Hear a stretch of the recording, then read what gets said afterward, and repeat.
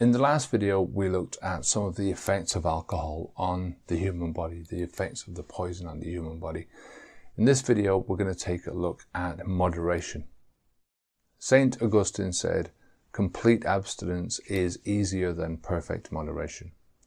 Ask yourself, is alcohol the only drug where moderation is even suggested? Is it the only drug that has the responsible use label attached to it? If you told your doctor you were addicted to heroin, what would she say? Moderation's the way to go.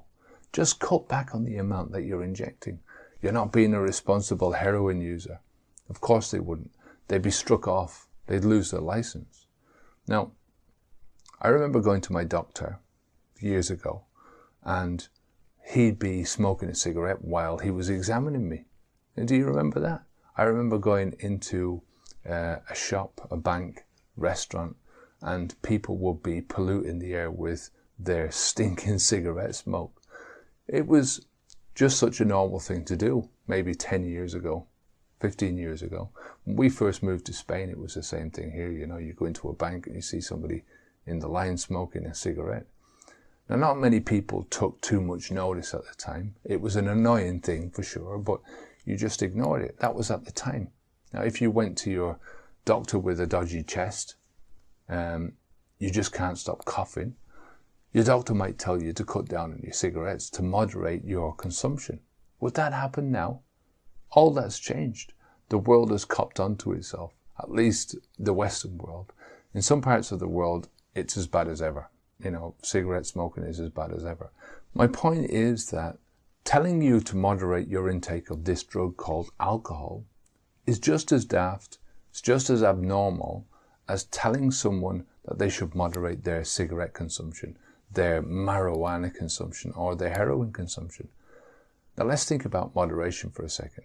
You know, when it concerns alcohol, what if you really do try and give it a go? What does it mean to you? First of all, you have to ask yourself what you really want to do. You know, what do you really want to get out of drinking alcohol? Do you want to drink to your heart's content? Drinking until you get drunk or merry or tipsy or whatever you want to call it. The word moderation in this context means restraint. It means holding yourself back, not letting yourself go to the level that you really want to go to. Is that what you really want? To be forever holding yourself back? Now, could you really live your life, the rest of your life, forever denying yourself the whole reason behind your drinking? To get that high, to get drunk? And is drug moderation even possible? You know, alcohol is a drug, first and foremost, is a drug that reduces your inhibitions. It also reduces your abilities to think straight, to make decisions, or at least to make the right decisions.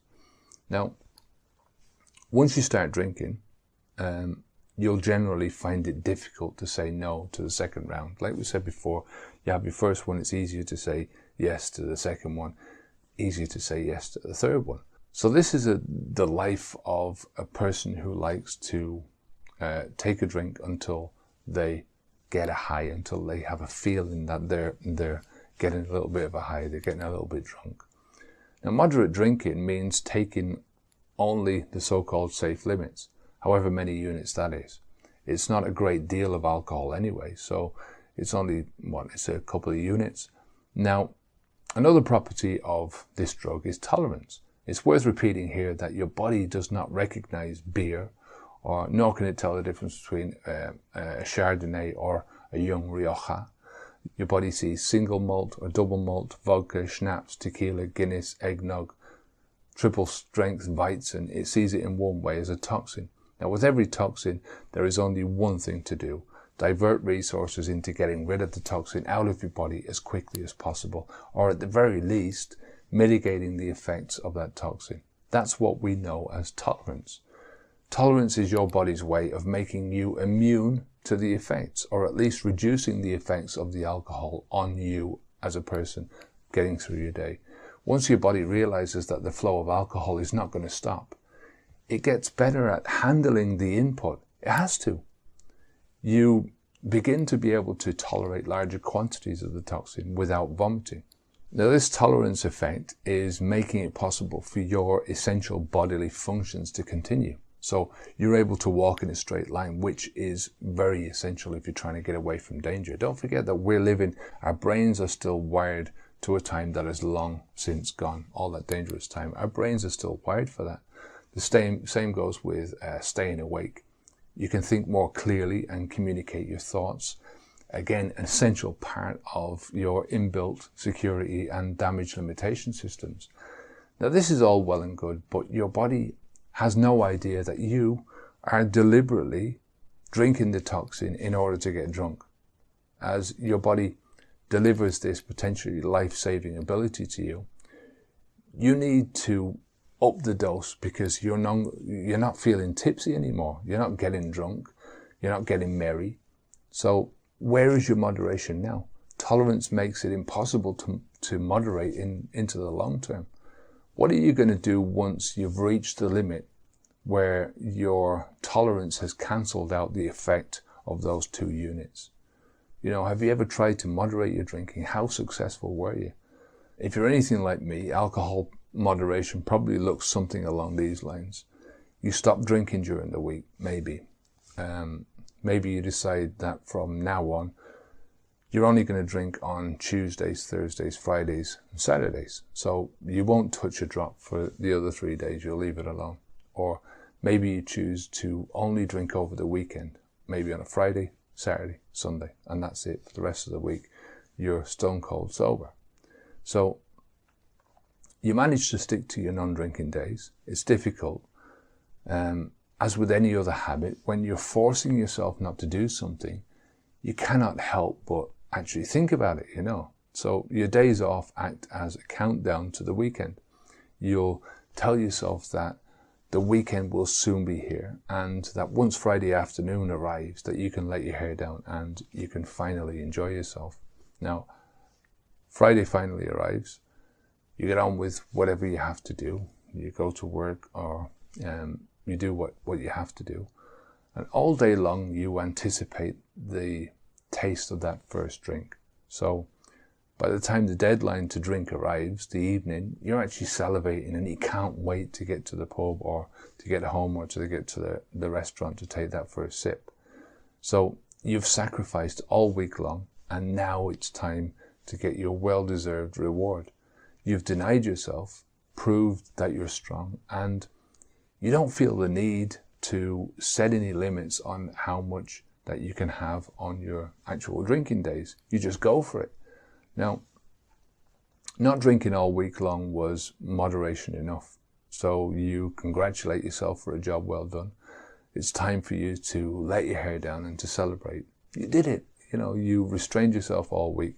And, you know, if you're like me, you've also tried moderating the same amounts of alcohol you drank in any one session. So you go to the bar with the intention of only having, say, 4 drinks instead of 6 or 8 or 10.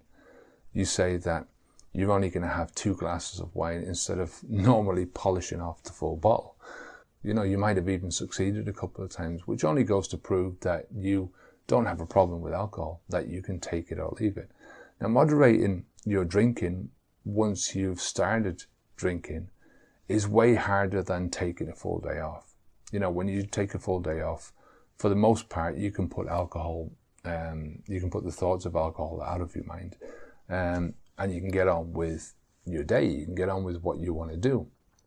Now, once you've taken a drink, on the other hand, the urge to continue to drink is always going to be stronger.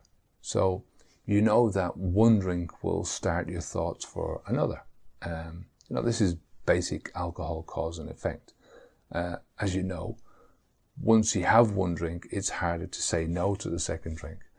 Now, moderation only makes sense in a world of moderation. We don't live in that world. We live in a world where excess is king.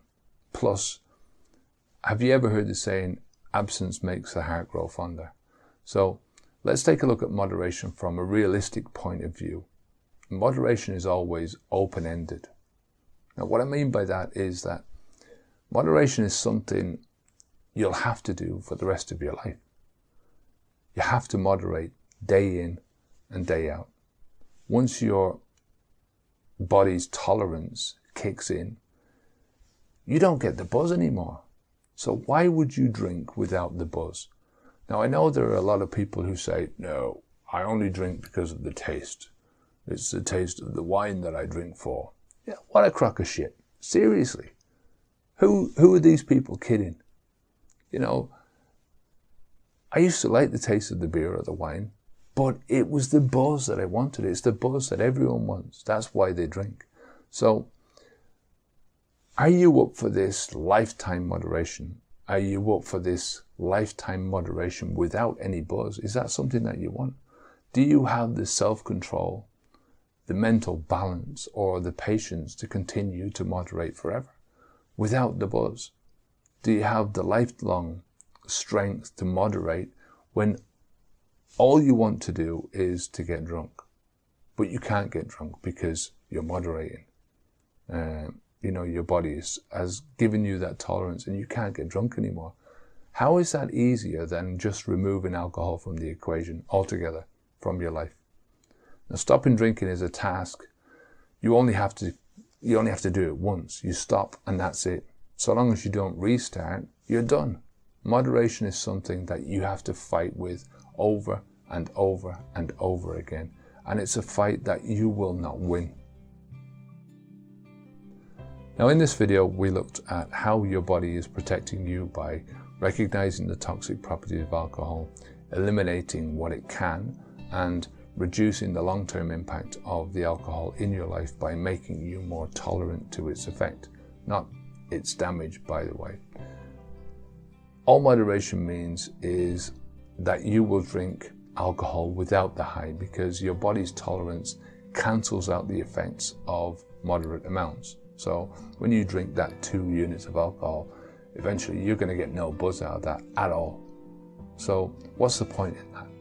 Your body is trying to protect you in getting rid of the poison and reducing its impact on your life. Your body doesn't know, nor does it care, that you are drinking alcohol for fun. It treats it in one way as a poison. Now, tolerance is your body's way of reducing the toxic impact on your life. Tolerance counteracts drinking in moderation while still expecting a high. So you still expect the high, but your body is giving you tolerance. Now, do you think you're capable of lifelong moderation without the real reason we all drink to get high? In the next video, I'm going to take a look at some of my own efforts at moderation.